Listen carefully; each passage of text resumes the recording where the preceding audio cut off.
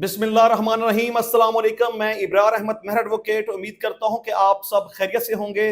पार्लिमानी committee ने रात गए जस्टिस याह्या अफरीदी को चीफ जस्टिस नामजद कर दिया है और अब पाकिस्तान के आइंदा चीफ जस्टिस याह्या अफरीदी साहब होंगे और सदर मुमलकत की तरफ से उनके नाम का नोटिफिकेशन भी आज जारी कर दिया जाएगा। लेकिन पाकिस्तान तहरीक इंसाफ ने पार्लिमानी कमेटी का बॉयकॉट किया और उस कमेटी में शमूलियत अख्तियार नहीं की, लेकिन इसके बावजूद भी 2/3 अक्सरियत के साथ जस्टिस याह्या अफरीदी साहब को पाकिस्तान का चीफ जस्टिस नामजद कर दिया गया है। इस कमेटी में 3 नाम सामने आए थे।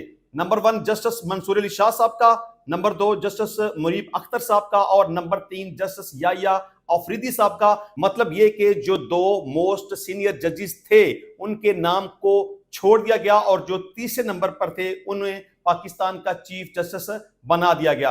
अब यहां मैं समझता हूं कि जस्टिस मंसूर अली शाह साहब के साथ इतना जुल्म क्यों किया गया है, उसके साथ इतनी नाइंसाफी और ज्यादती क्यों की गई है। अगर पाकिस्तान का एक जस्टिस जो कि सबसे सीनियर है, जिसे पाकिस्तान का चीफ जस्टिस बनना चाहिए था, अगर उसके साथ गलत हो सकता है, उसके साथ जुल्म और नाइंसाफी हो सकती है, तो फिर आप सोचें कि क्या आप और मैं इंसाफ ले सकते हैं। एक जस्टिस अगर इंसाफ नहीं ले सका, इसका मतलब यह है कि मुझे और आपको भी इंसाफ नहीं मिलेगा। अच्छा, मैं समझता हूं कि यह सिर्फ किसी एक जमात का कसूर नहीं है। इसमें सिर्फ पाकिस्तान तहरीक इंसाफ शामिल नहीं है, इसमें सिर्फ मुस्लिम लीग नून या पाकिस्तान पीपल्स पार्टी शामिल नहीं है। इस वक्त पाकिस्तान की जितनी भी जमातें हैं, सबका इस जुल्म में हिस्सा है, सब इस नाइंसाफी में शामिल हैं। किसी ने भी कोई कसर नहीं छोड़ी। अगर हम पाकिस्तान तहरीक इंसाफ की बात करें तो उन्होंने जस्टिस मंसूर अली शाह साहब को इस हद तक कंट्रोवर्शियल बना दिया कि जी हमारे चीफ जस्टिस हैं, उनका नोटिफिकेशन किया जाए। इमरान खान साहब बार बार कहते थे कि जी अगले चीफ जस्टिस वो हैं, हमें उससे इंसाफ की तवक्को है, उनका नोटिफिकेशन किया जाए। वो आएंगे तो हमारे मुकदमात खत्म हो जाएंगे, वो आएंगे तो 9 मई के वाकयात के हवाले से तहकीकात की जाएंगी, वो आएंगे तो 8 फरवरी के हवाले से जो इलेक्शन में पाकिस्तान तहरीक इंसाफ का मैंडेट चुराया गया है उस हवाले से तहकीकात करेंगे। सबसे पहले तो पाकिस्तान तहरीक इंसाफ ने जस्टिस मंसूर अली शाह साहब को इस हद तक कंट्रोवर्शियल बना दिया था। हालांकि मंसूर अली शाह साहब का पाकिस्तान तहरीक इंसाफ के साथ किसी किस्म का कोई ताल्लुक वास्ता नहीं है, लेकिन उन्हें इतना डिस्कस किया गया, उनका इतना नाम पुकारा गया, उनके बारे में इतना जोर दिया गया कि उनको चीफ जस्टिस बना दिया जाए तो हमारा भला हो जाएगा, हमारे वारे न्यारे हो जाएंगे। सिर्फ एक इस बात को लेकर गवर्नमेंट खबरदार हो गई कि अगर इस बंदे को चीफ जस्टिस बना दिया गया तो फिर तो हमारा नुकसान हो जाएगा, हमारे पल्ले तो कुछ नहीं रहेगा। हो सकता है कि हमारी हुकूमत ही चली जाए, हो सकता है कि इमरान खान को ही रिहा कर दिया जाए। तो हुकूमत ने प्लान करके 26वीं आईनी तरमीम पास करवाई और उस सारे प्रोग्राम के तहत जस्टिस मंसूर अली शाह साहब के साथ जुल्म और नाइंसाफी की गई। मैं यहां यह भी समझता हूं पाकिस्तान तहरीक इंसाफ का यहां पर किरदार पॉजिटिव नहीं है। देखें, अगर कोई शख्स जुल्म को और नाइंसाफी को देखकर चुप रहता है, उसके ऊपर आवाज बुलंद नहीं करता, तो समझते हैं कि वो गलत कर रहा है, वो शरीके जुर्म है और वो गुनाहगार है।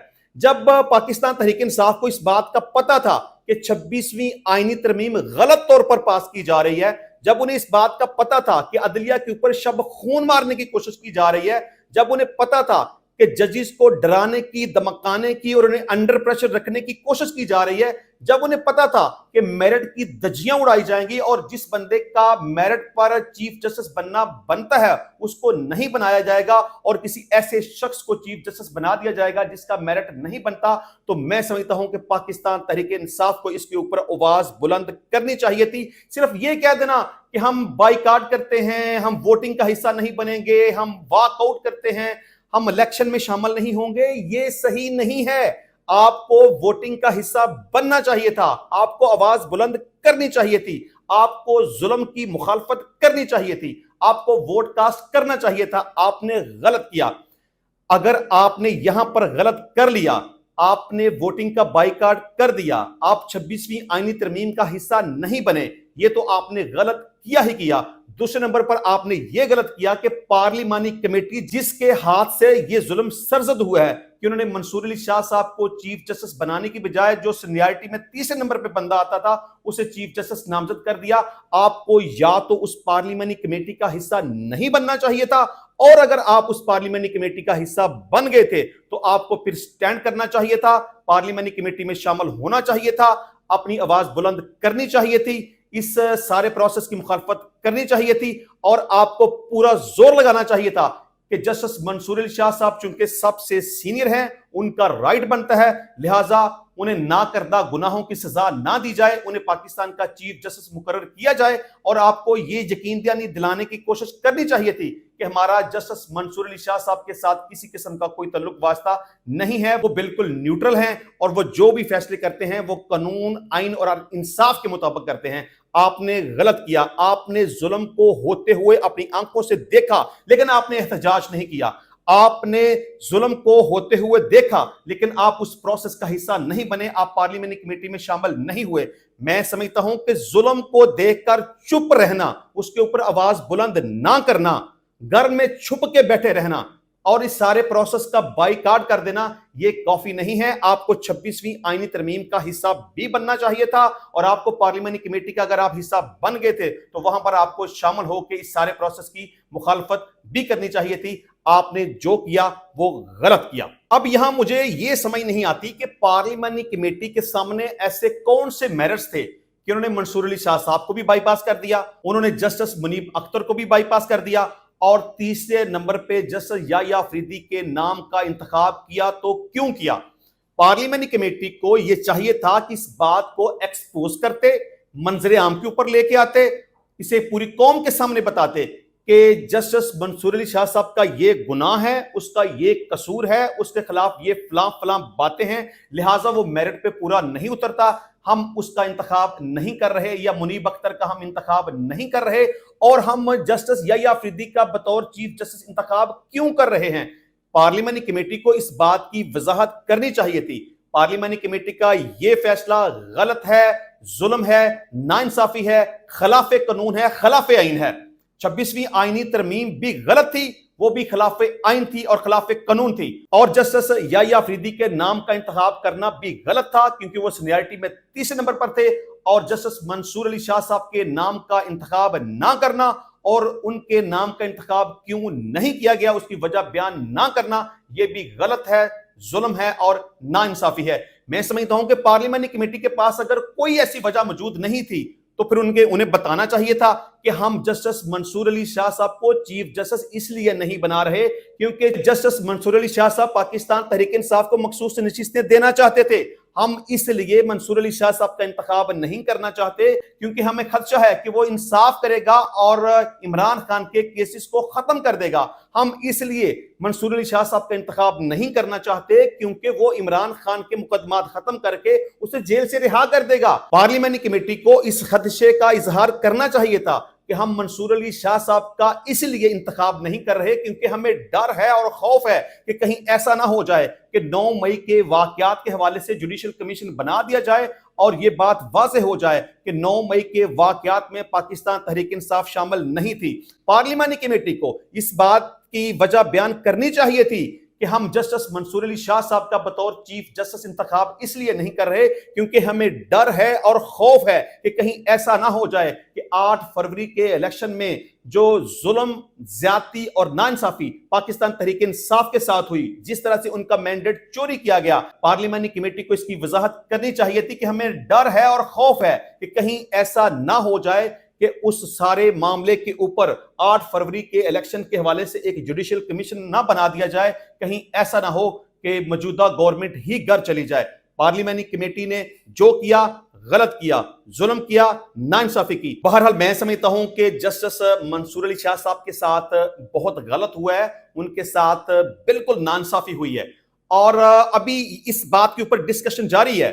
جسٹس منصور علی شاہ صاحب اس حوالے سے سوچ رہے ہیں کہ کیا مجھے جسٹس یحییٰ آفریدی کے انڈر رہتے ہوئے کام کرنا چاہیے یا کہ مجھے ریزائن کر دینا چاہیے، اور آئندہ 1-2 دن کے اندر یہ بات بھی کلیئر ہو جائے گی کہ جسٹس منصور علی شاہ صاحب بطور جسٹس اپنی خدمات سر انجام دیں گے یا کہ وہ اپنے عہدے سے ریزائن کر دیں گے۔ اچھا، جس کے علاوہ ملک کے نامزد چیف جسٹس یحییٰ آفریدی کے کیریئر پر ایک نظر ڈالیں گے۔ سپریم کورٹ کے جج جسٹس یحییٰ آفریدی 23 جنوری 1965 کو ڈیرہ اسماعیل خان میں پیدا ہوئے، ابتدائی تعلیم ایچسن کالج لاہور سے حاصل کی، گورنمنٹ کالج لاہور سے گریجویشن، جبکہ پنجاب یونیورسٹی لاہور سے ایم اے معاشیات کی ڈگری حاصل کی۔